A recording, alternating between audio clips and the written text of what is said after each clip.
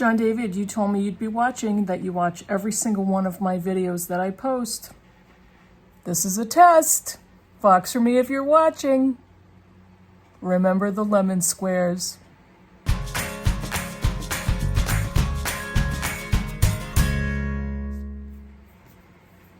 Hey Booktube, it's Kin at Middle of the Bookmarch, and this is my bookish week for Sunday, August. I'm going with the 27th. Now, you may wonder why I say it like this every single week. I am not joking. I literally forget the minute the video goes on what day it is. I am not kidding. I don't remember the number date. I know what day of the week it is. Don't know the number. This is not a joke. This is all me, people. Everything you see, this is how I am. Real life, booktube life, this is me. So I had a phenomenal reading week last week. I got 4 books finished. And one of the books is going to be Daughter of Fortune by Isabel Allende. That's the Blind Eye Book Club for August, book for August. And I'm going to be wrapping it up here instead of Voxer. So I'm going to save that one till the end because there will be spoilers. And I will note that when it comes up, when it's time. But I have 3 other books to talk to you about. The first one was the audiobook I was listening to, and it's Poverty by America by Matthew Desmond. Now, this is a deceiving book because it's quite short. I think it's around 200 and something pages, 200. It's not over 250, but with the notes in the hard copy book with the notes are almost as long as the book. So this was a very fast read, and this book is an excellent primer on poverty in America, its causes, what we can do about it, what is so egregious about our financial system and the economy in the United States, the political causes, the social consequences, all of it. This is just a very well stated manifesto on poverty, and I don't know, it's like it's short enough to be called a primer. This is a great book for young people to read. It's easy to understand, it's infuriating, it's everything that should be a great introduction to people, for people to go out and get more information on the American economic system.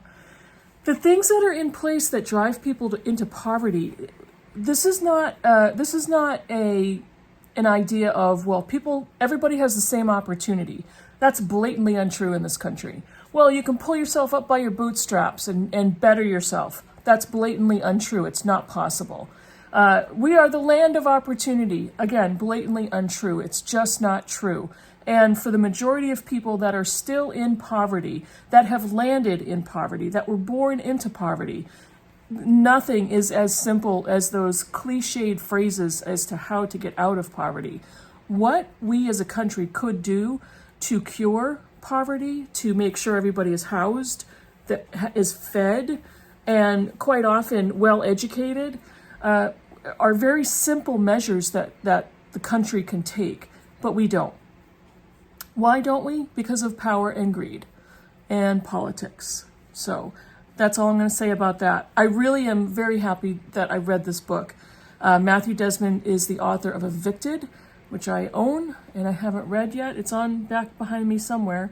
But I am definitely looking forward to reading that book. And he's got all the credentials behind him. He's an economist and an author. I don't remember if he was a professor at one point, but basically he knows what he's talking about. So I definitely urge you and encourage you to read Poverty by America by Matthew Desmond. The next book, I read this book and I was going to review it in a different way, but I'm not really going to review it so much anymore. And here's why. I just watched a video by Greg at Supposedly Fun, and he and Joel lost their dog, Jamie, last week. She was dealing with a nasal tumor, and they had been driving her back and forth for treatments and staying away from home to get her treated by a canine oncologist. And unfortunately, they lost her this past week. I coincidentally read the book by Stephen Rowley, who is the author of The Guncle, which I really loved. I read Lily and the Octopus by Stephen Rowley. This is a book about a man who loves his dog, a little wiener dog named Lily. And the octopus is referring to an octopus-looking lump on the side of Lily's head that that the main character Ted notices one day and is shocked by and is wondering, how long has that been there? Why have I not noticed that before? What's going on? And this is a book in tribute to his dog. Stephen Rowley writes autobiographical fiction, so he uses much of his real life in his novels. And he is also a very enthusiastic and dedicated dog lover. I'm not going to say much more about this book. However, it was quite charming. It was funny and just kind of warmed my heart. I am a dog lover. I have 2 cats. We lost our dog Bandit back before Christmas last year. So if you are a dog lover, if you call dogs members of your family, if you have lost a dog, I would maybe discourage you from reading this book, but it may at other times also be a little healing. But you will definitely understand the love of a person for their canine family member and for these wonderful creatures that come into our lives and add so much personality and warmth and love to them. So yes, that was what I was going to say about Lily and the Octopus. And that is Rowley's first novel, I believe.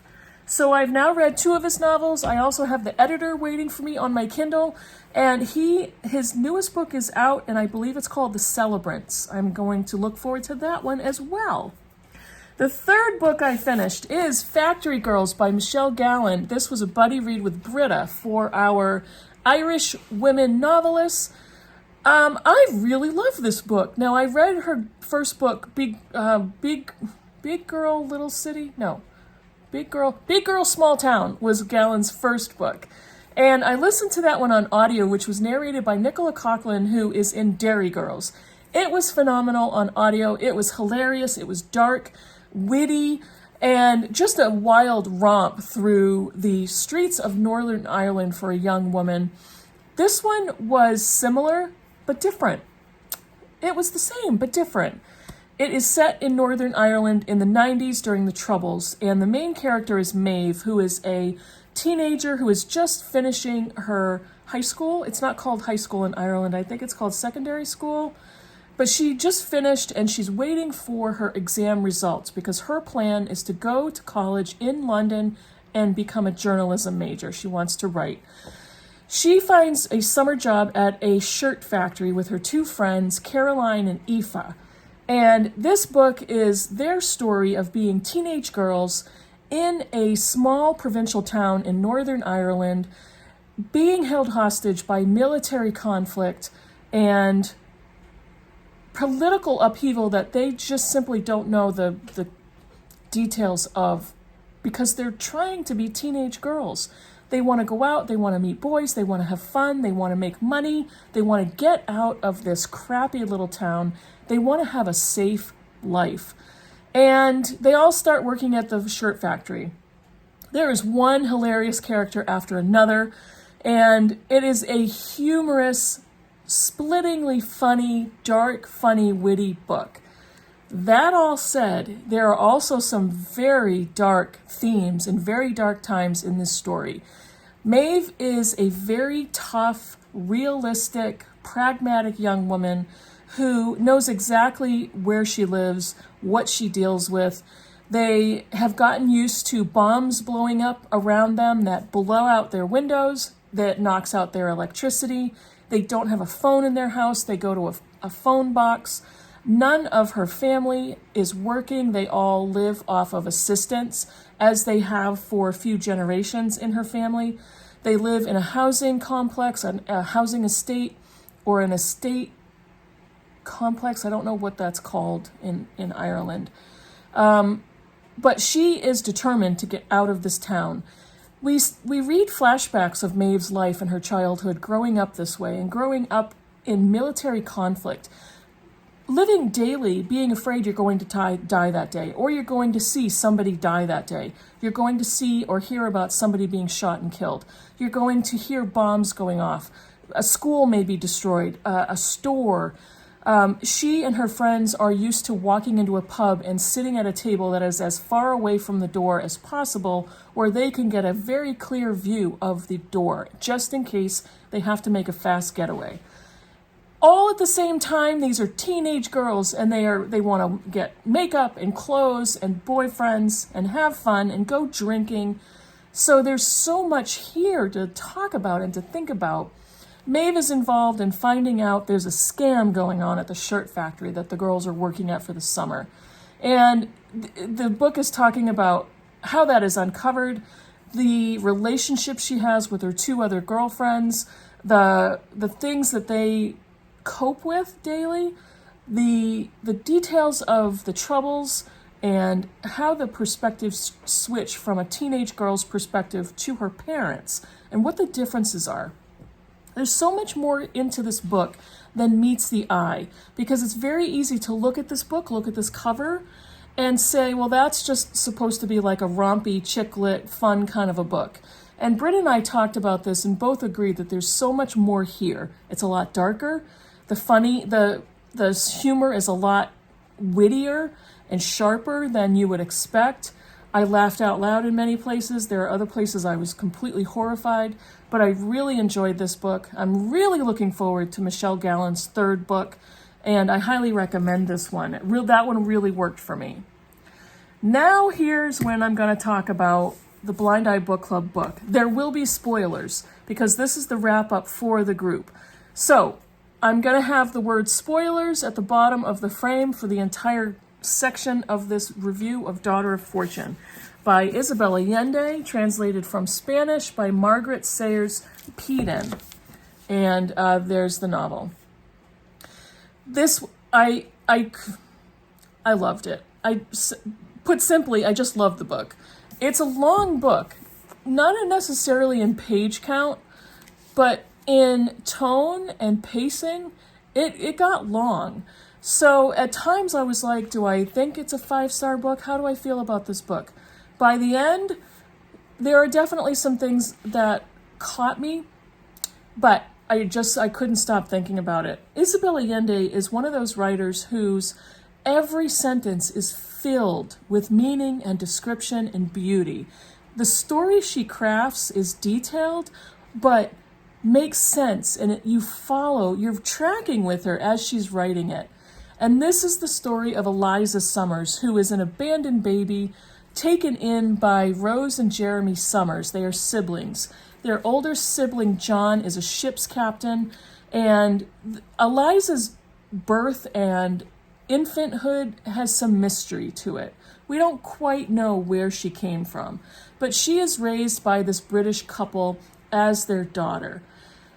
It is set in Chile, and we spend much of the time, possibly almost half of the book, in that section of the world.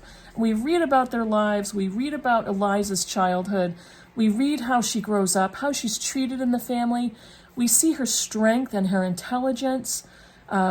We get to kind of guess at her origins and her relationship with her mother by proxy, Rose. Each of the characters, we get a glimpse of their background, and Allende does that as such a superb way to show character growth. We get to read their backgrounds, we get to understand them, and we get to know them very well.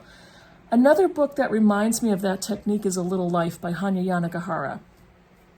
There's a lot of dark stuff in this book as well, not like A Little Life, and that's a very heavy book. I'm going to take a rest.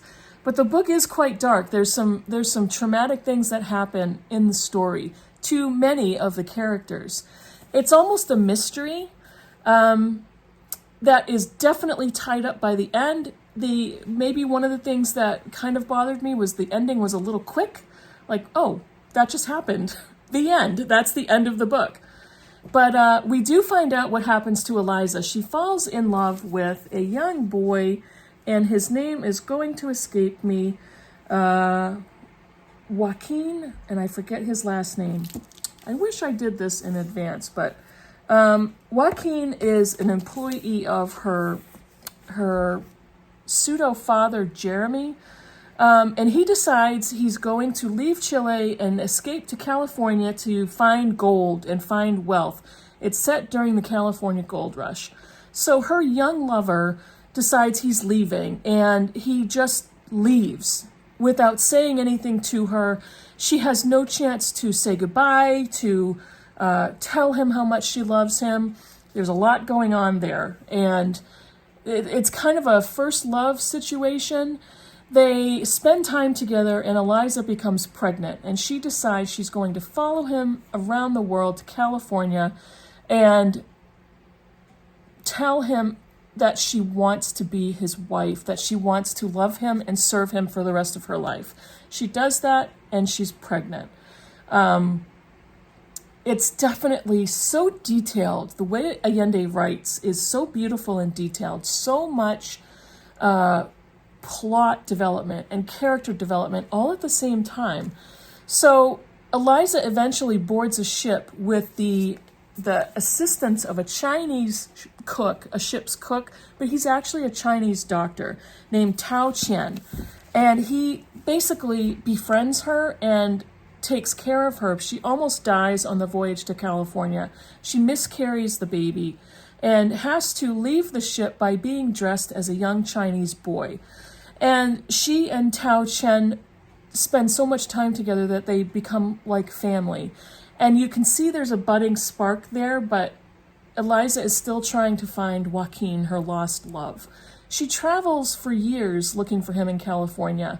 She and Tao Chen become very close, but Eliza knows that she eventually needs to leave him to get closure on this relationship with her lover and the father of her miscarried child. She roams California as a boy, as a young man, and she never leaves that disguise until the very end, where she realizes that she's feeling deep feelings for Tao Chen, and she needs to find her lover only to get closure to this relationship. Along the way, she's realizing things about herself. She's growing older. She's learning who she really is. And she eventually realizes that she no longer wants to find Joaquin to be his wife, to be his lover, to spend the rest of her life with him. She needs to find him to find out what happened to him. And she needs to let that go because she wants to explore what could happen with Tao Chen.